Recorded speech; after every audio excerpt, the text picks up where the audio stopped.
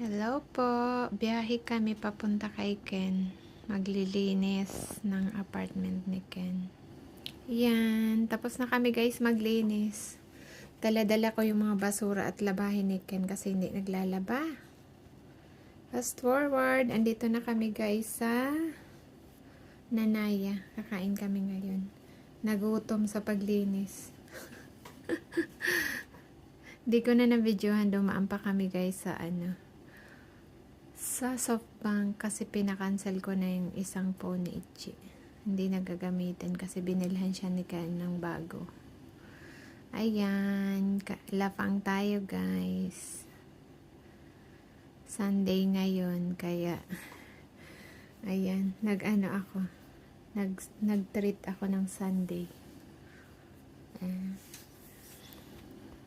Bagong sahod pala guys, kaya inaya ko sila.